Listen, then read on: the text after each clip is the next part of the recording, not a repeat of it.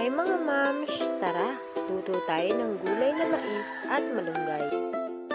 Upang mas mabilis na maluto ang ating mais, gagadgadin natin ito hanggang sa busil na lamang ang matira.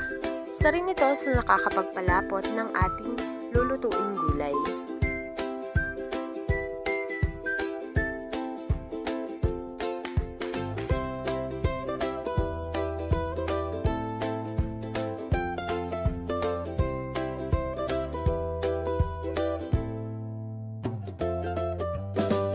Upang mas maging malasa ang bawang sa ating lulutuin, dinudurog ko ito bago gayatin.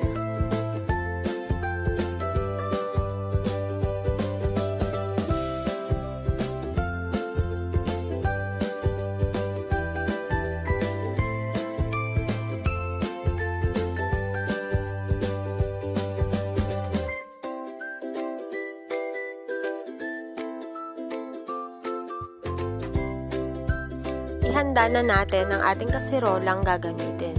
Inilagay ko na rin ang aking dinukdok at ginayat na bawang, ang busil na pinagadgada ng mais. Pakukuluin ko ito sa 3 mangkong tubig. Kung itatanong ninyo kung bakit pinakuluan ko ang busil ng mais, ito ay para makuha natin yung lasa na nasa busil. At kapag ito ay kumukulo na, pwede na natin silang akunin sa kahirapan. After ninyong mahango ang mga busil, pwede na ninyong ilagay ang laman ng mais at isunod na ang asin at bitchin at magic sarap. Pakukuluin nyo ito hanggang sa lumapot at maluto ang mais. Kapag malapot na ang sabaw at luto na ang mais, pwede nyo nang isahog ang inyong hinimay na malunggay. Pakuluin lamang ito ng ilang minuto hanggang sa maluto ang dahon ng malunggay at pwede na itong hanguin.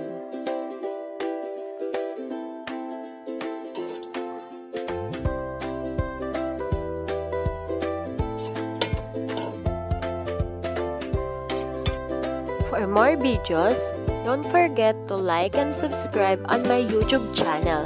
Thank you for watching!